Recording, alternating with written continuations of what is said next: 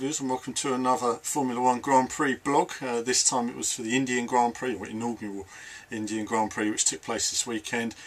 Obviously racing it the other day on the game, it's quite a cool racetrack. It's good to see how it's materialised in real life. In fact, it's amazing how the track has appeared practically out of nowhere in the last year. There must have been millions of people working on it, but it's certainly a fantastic achievement for India, and showcases what they are capable of when they work on something and really come together on it. Saying that, there's probably still many layers of politics involved, but good to see. Of course, it was a very dusty circuit with it being new, all the rest of it, and so offline racing was pretty difficult. The race itself was pretty straightforward, really. I mean, Sebastian Vettel got away, you know, and that was it. He was gone. Jenson Button went as fast as the McLaren could do. Mark Webber, as usual, had a bad start. You have to ask, though, where Mark Webber's concerned.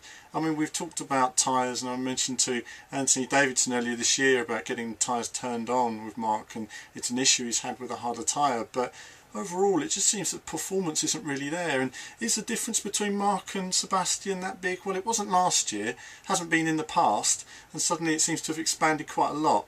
And you know, when you see Christian Horner saying, yes, Mark had a really good race, but he fell back 2 places. It wasn't really a good race, was it? It was a bit of a bad race, really, for him. He should have been up there fighting for the lead, but the car was obviously not capable of it. Very strange. Either way, Sebastian, great drive from him. Jenson couldn't do no more. Alonso pushing the life out of that Ferrari. You know, he's done very well to stay competitive throughout the year and keep on finishing. Much more mature Fernando Alonso than, say, the Fernando that won the actual World Championships a few years ago. And of course, Mark Webber in 4th. Michael Schumacher, great race from him. Learning how to use the tyres, that's something he discussed afterwards. You know, he kept his tyres in good condition and was able to utilise them and work his way up the road. It shows how Michael's getting more and more used to modern F1 again after those years out, getting used to the car. And certainly, as I've said a long time ago, people just wrote him off last year. Never write off Michael Schumacher. And Michael Schumacher and Ross Brawn combined are 2 of the greatest minds in Formula 1. I say, obviously, just under Adrian Newey, who is the legend of F1, no doubt about it. I suppose the talking point of the day has to be the Lewis and Felipe Massa comings together. I think that was almost inevitable, really. Lewis, everyone's talking about his demeanour, he's happy, he's sad. Honestly, that stuff's irrelevant, you know. You're employed to do a job, you get in a car, you drive that car really fast. That's it at the end of the day. Everyone has ups and downs in life, but you have to get on with it. You have to snap out of it. And it seems to have gone on for months and months and months of this reason or his teammate or psychology and all the rest of it. No, get in the car and do the job. And I think that's what's key. So all that other nonsense means nothing once he's actually in the car and driving. And his performance has not been as quick as we've seen in the past. There's not been that magic there with him. Why? Certainly with this incident with Massa, I didn't actually tweet about it. I saw it and ignored it, because basically last time when Lewis made a mistake, I said Lewis made a mistake, and I got attacked on Twitter. I thought I'm just going to leave it this time, and Lewis actually came out admitting he made the mistake last time. That was with Kobayashi at Spa. So this time I thought to myself, actually I had a different opinion. I felt personally that Lewis did actually get his front wheel alongside Massa's. There was just a split second when he managed that, and he had the inside line. And if you're racing anyone online on that same corner and they get inside you, if you turn in, you're going to crash. They've got you, basically. You either defend the inside line or, you know, lose the corner, basically. At that point, Massa didn't want to yield, and it's a combination where 2 guys have a complete lack of respect for each other, and they really need to get it together. Now afterwards, Lewis said, well, I went up to Felipe and I patted him on the back and said good luck for today's race. And then Felipe said, well, he didn't really talk to me. You know, it could have been a sarcastic way, whatever. Good luck, it's a throwaway comment. It wasn't really, Felipe, let's sort this out. And what those 2 guys need to do is they need to sit in a room and talk for a minute and sort things out and gain a little bit of respect for each other. So we're on the track again, they're understanding each other, and there's a commitment there and an understanding. Otherwise this will continue. It's silly business between them, and they need to sort that out. And I think, so I could see, you know, Lewis took out Massa in Suzuka. This time Massa went into Lewis.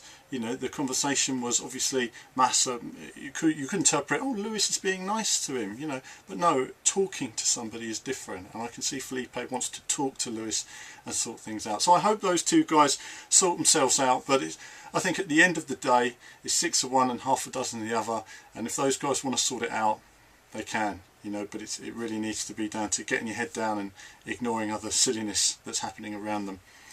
And I think that says a lot for Lewis as well.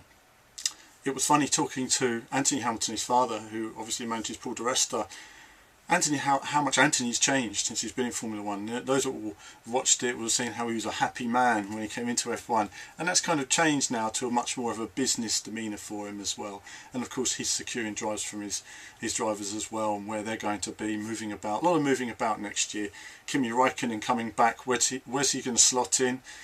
You know, is he going to be more professional than he has been in the past? Is he going to be fired up for it? Is he going to develop the car? And we know he's quick, but let's face it, I mean, he did lots of races for McLaren and he was a car breaker. He was perceived that way. It's only when he went to Ferrari that the car managed to get to the end of races. So, where's he going to be? I mean, how's he going to fit in? How's he going to develop a team and build it around him? Is he committed to the next 10 years of Formula 1? I think we'll see a different Kimi. I think we will see a more committed Kimi. But we need to see his level of confidence and commitment and where that's going to be. And it's alright saying yes, it's just their box tick. It isn't. He needs to come back and demonstrate to people what he's capable of again, and he's got to work his way up. So it'll be interesting to see what drivers are going to be fitting in where next season. But overall, looking at the Indian Grand Prix, it was a fun enough race. I think the dirt offline meant overtaking was really tough, as we probably assumed. The DRS zone was key to any overtaking in general, and I think next year they just need to look at some of those curbs as well. They are a bit tricky, they are a bit dangerous. It means if cars are going side by side, you know, I'm not saying remove curbs that can spin cars out or remove gravel traps. I think you need those areas, so if you make an error, you make a mistake, you're out. But I think curbs that can smash up your car in that way probably need to be looked at, especially if you've got cars at some point going side by side. Could end up very messy indeed. Finally, I just wanted to say a note for the minute silence for Dan Wheldon and Marco Simoncelli.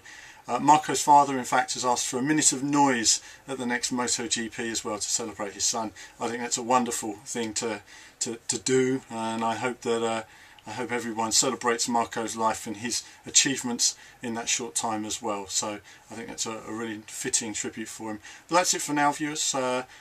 You know, give me your response on all this, everything else, and I'll respond to as many of your questions as possible, and loads more coverage coming soon.